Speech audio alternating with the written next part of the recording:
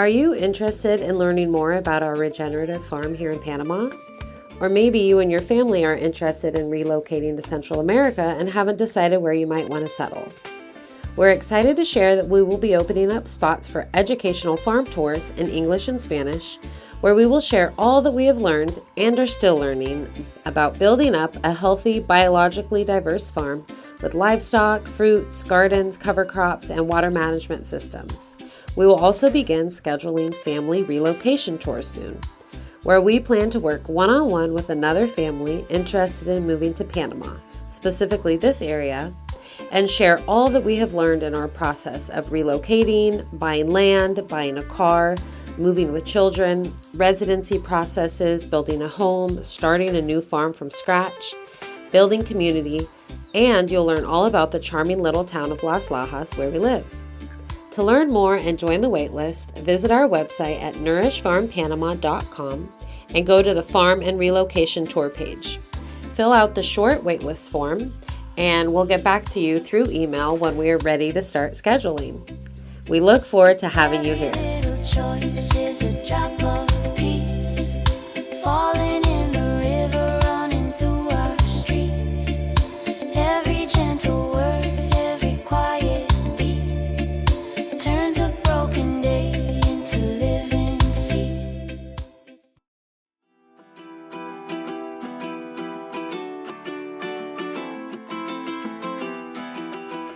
Bienvenidos, welcome, and thank you for joining us for Season 4, Episode 2 of the PanaFamilia Podcast with Eduardo and Nicole, where we discuss our experience relocating to and raising our 3 young children here in Panama, share our journey of building our new farm and home here in Central America, and let you know what we're learning along the way. We're glad you're here. Vámonos!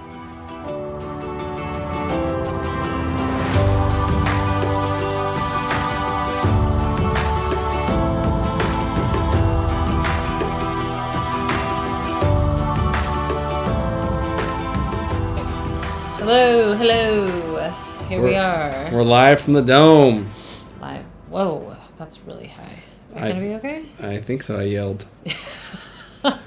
We're looking at the like sound wave photos as we're recording, and you can see where Eduardo was very loud. In the studio. In our studio dome. Studio dome. Studio. / bedroom. Hey everybody, we are back, and we are gonna do a travel episode today on a trip that we took for Eduardo's 36th birthday.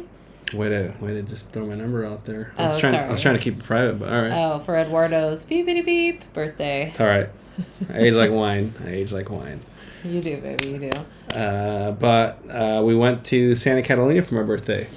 In Panama. In Panama. Yes. So nobody thinks it's, I don't know, somewhere else. But Panama. Santa Catalina wine mixer. What's that? Step Brothers reference. Oh, sorry. I was not into that movie. Yeah.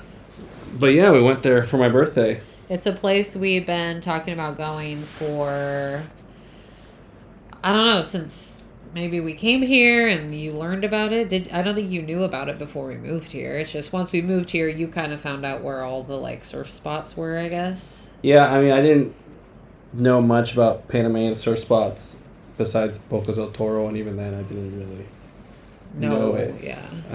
But I learned about it because it's probably the best wave in Panama, in my opinion.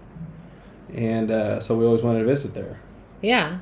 It's not super far away from us, but it's like far enough away to like probably need to be like an overnight trip because it's about a 3-hour drive from us.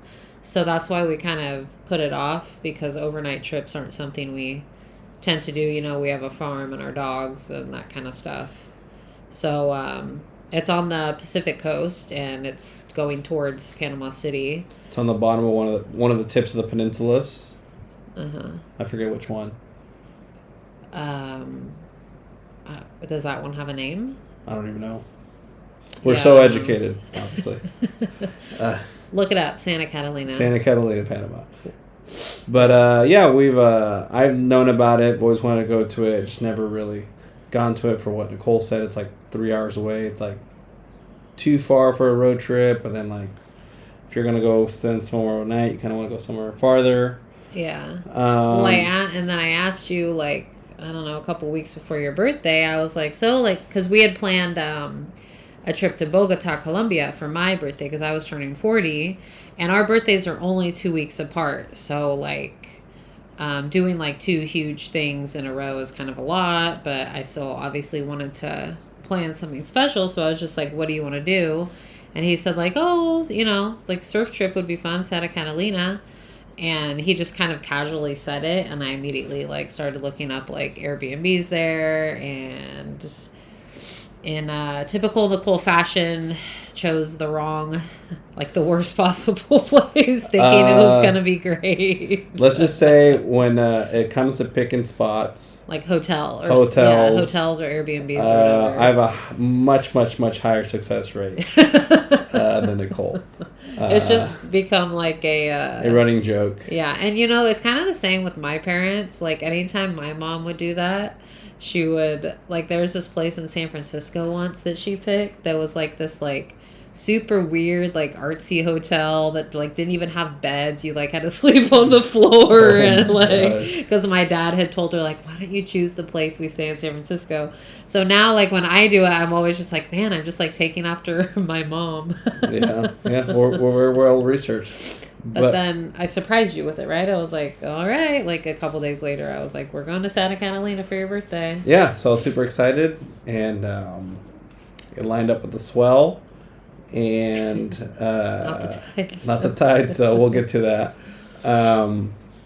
But what's it called? We went to Santa Catalina for my birthday. We took the scenic route, and it's been a very dry summer. So we went to a different province, obviously, because it's 3 hours away. And you can just tell when we started getting closer, farther and farther away from our province, because it was just like super dry. Like, yeah. You almost didn't think you were in Panama. It reminded, for those of you who live in California near where we used to live, it reminded us of like the foothills between like Oakdale and like the mountains, like the just super dry, like the foothills in August. Yeah, at that time of year. Yes. At the end of summer, which is when we went, the end of our summer here. Yeah. And you're just like, man, like there's nothing going on out here. Yeah, there's it's just ugly. It was ugly. It was just ugly. Like, if you saw an animal out there, you just felt really bad for them. Yeah, and it's skinny. There's no grass, and but we eventually made it to Santa Catalina, and it was weird because like we never visited this place to live, to look at properties. Yeah, like for research for us. We thought about it.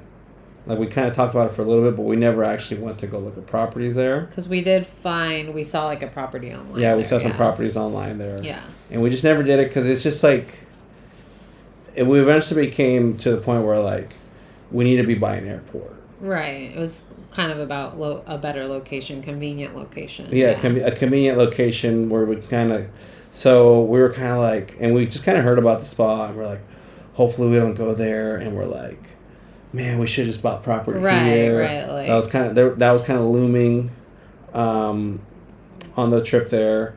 And then when we got there, like, I think when we went to the beach, when we drove around, we're kind of just like, whoa, what's going on? There's like a lot going on. A lot, like very busy in a very small area. Yes, it's a very small town. Like, you can walk the whole town. Yeah. Fairly quickly.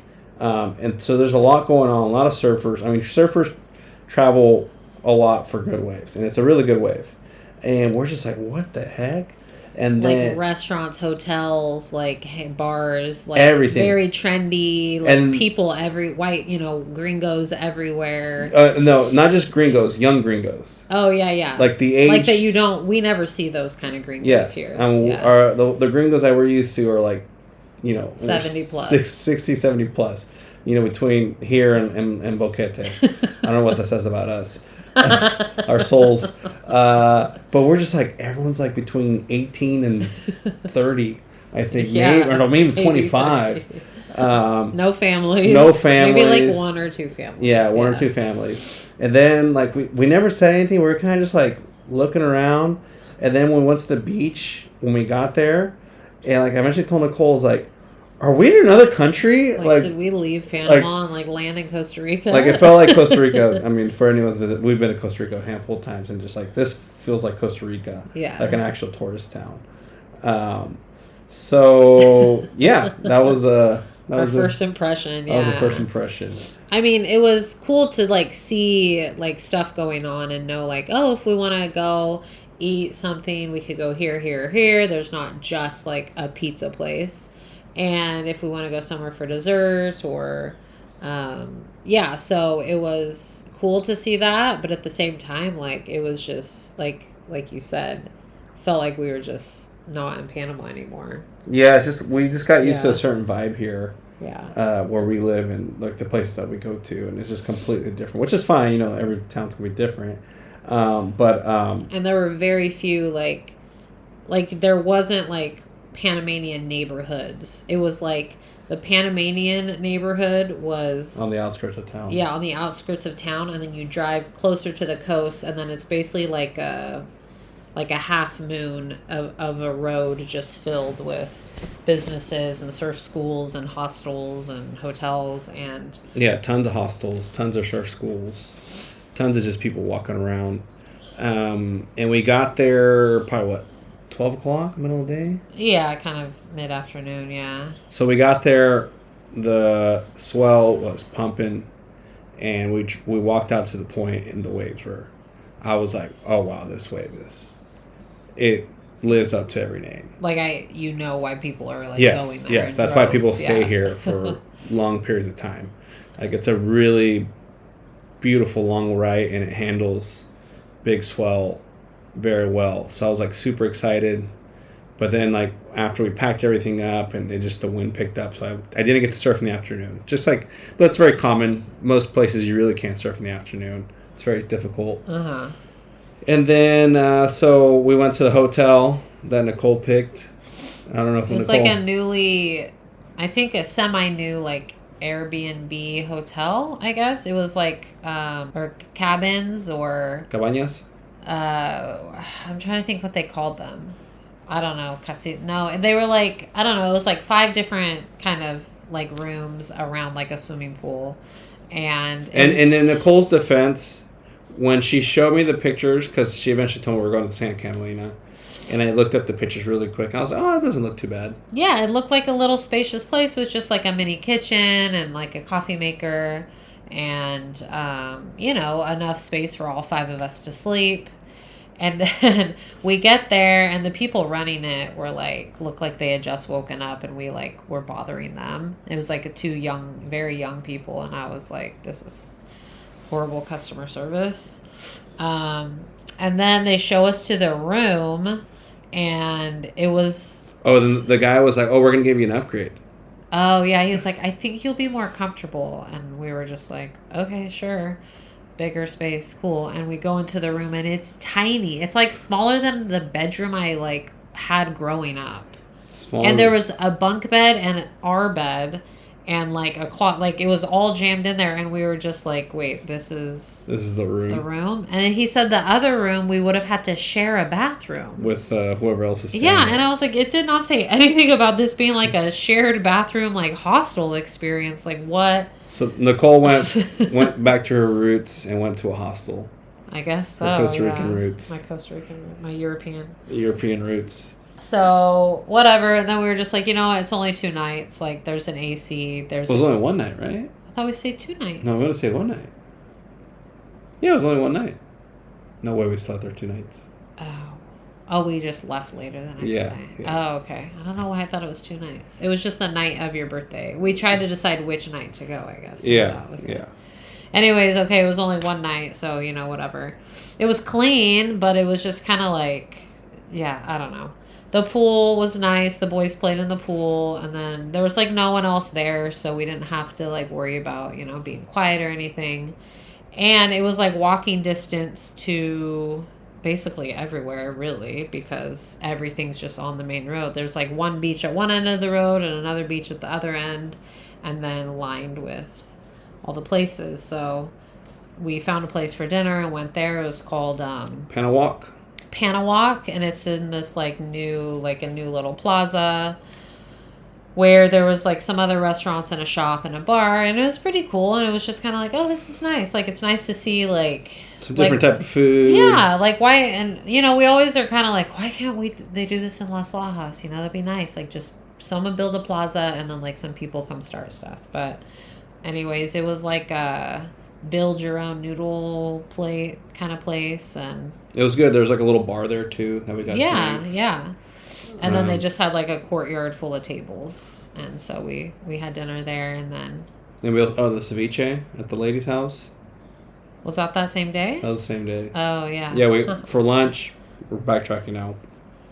We were looking for somewhere to eat, and there was this house and it said ceviche, and we went in there, and it was like the professional surfer lady. Yeah. She had like all her trophies. Jesse actually brought that up yesterday. He was like, remember the lady with all the surfing trophies? Yeah. So she's older now, but she had like all her trophies. And like newspaper articles out and stuff. And she made a good ceviche, and it looked like she lived upstairs, and then downstairs she had a little restaurant and tables and hammocks outside. Yeah, it was good ceviche, good place to hang out. We went to the beach that day.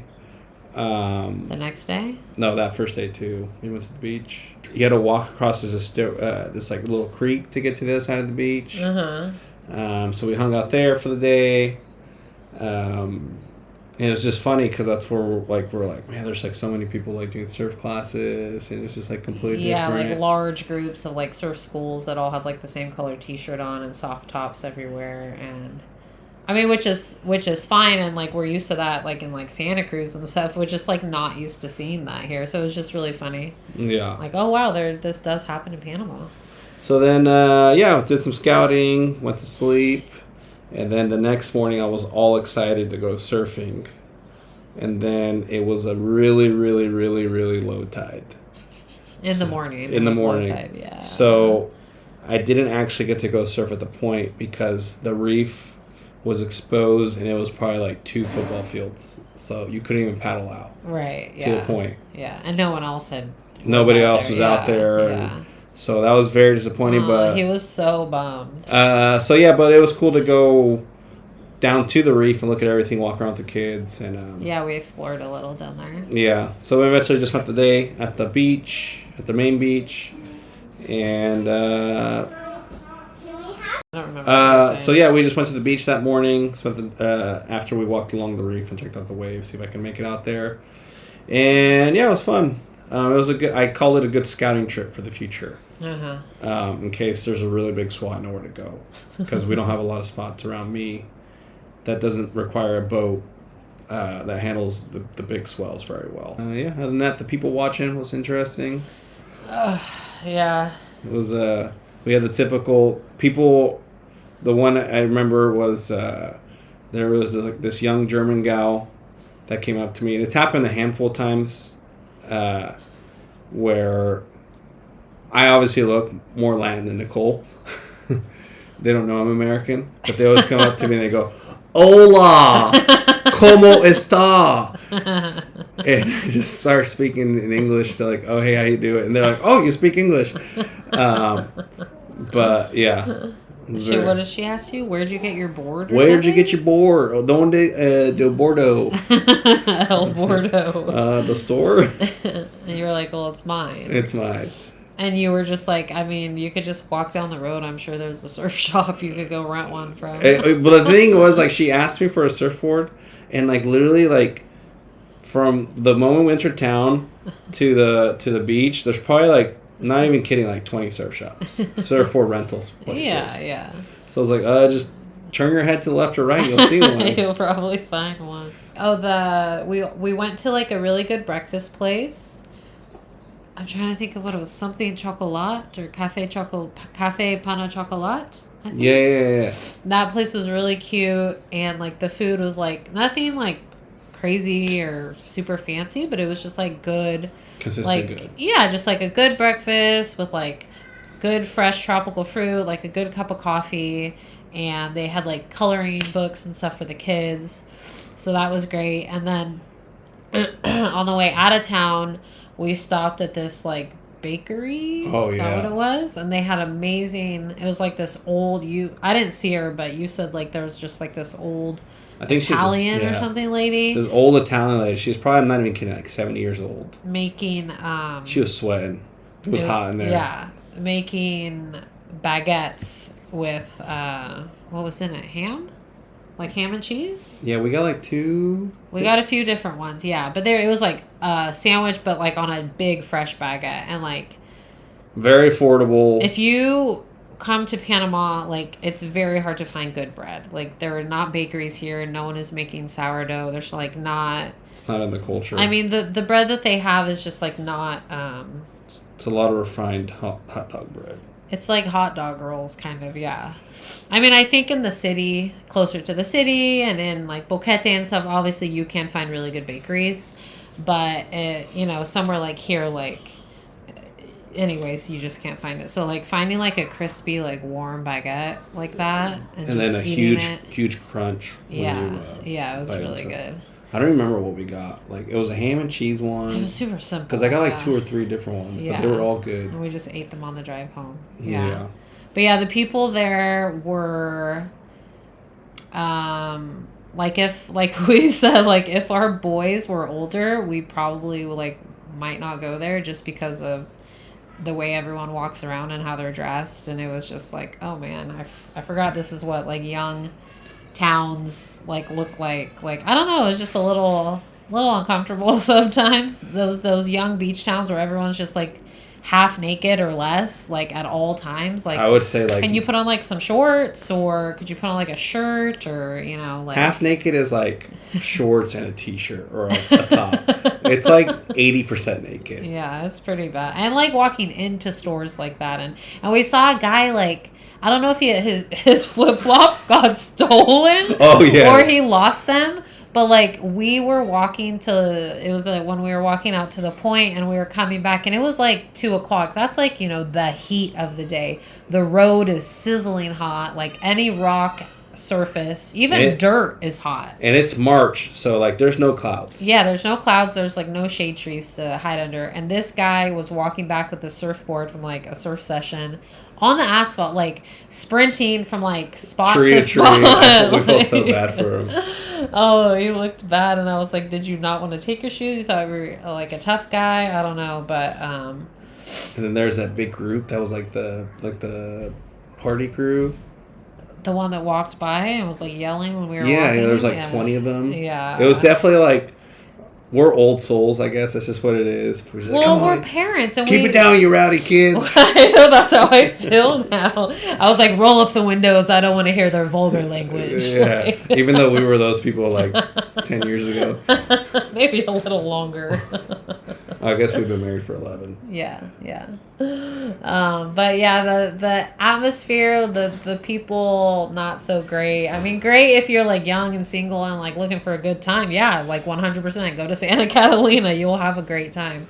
But family trip, like I think next time we're gonna stay. There's like a completely like enclosed, sheltered, like nicer hotel, and we'll probably just go there. I did my when we got home. I did my own research for a hotel, and I found one that will be better suited for. This will be Ed's pick next time. Yeah, but I mean, at least now, like when the boys get older, and they'll be like, "I want to go to Santa Catalina, but not with you guys," and be like, "Why? What are you planning? What are you planning on doing over there?" We're finishing up. Jesse, everyone, quiet down. Hold on. But all in all, it was a fun trip, and it was a good birthday, right? It was a real good birthday. Yeah. I had a really good birthday. Yeah. Definitely go back to go surfing. I don't know if it'll be a day trip or overnight, but definitely gonna want to go back. Yeah. And we want to go back during the rainier season just to see if the drive gets any prettier. Yeah, if it looks nicer along the road. Because I mean, it could be a day trip. Like if you leave early enough, we just left. We weren't rushing to leave. So yeah, I think if I do the day trip, I leave at 4 a.m, get there at 7. Yeah. Come back by noon. Yeah. Leave by noon. So as long as there's no protest, there was like a mini. Oh yes. There was like a mini protest roadblock for like 25 minutes on the drive there, and we were like, really again? Yeah, but yeah. that was our little review of Santa Catalina. Go out there, especially if you're young, I guess. All right, guys. Hope you enjoy this, and we'll be doing another travel episode soon on Bogota, Colombia. And hope you enjoyed listening to us talk about Santa Catalina. So we'll see you next time. See ya. Ciao.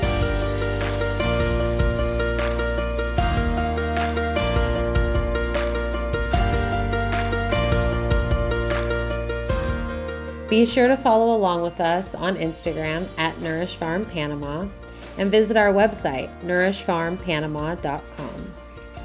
If you enjoyed this episode or have been enjoying our show, we would greatly appreciate you leaving us a 5-star review on Spotify or Apple or wherever you listen to your podcasts. It would help the show reach more people, and it would mean a lot to us. Thanks so much for listening, and we hope to see you next time on the PanaFamilia Podcast. Ciao.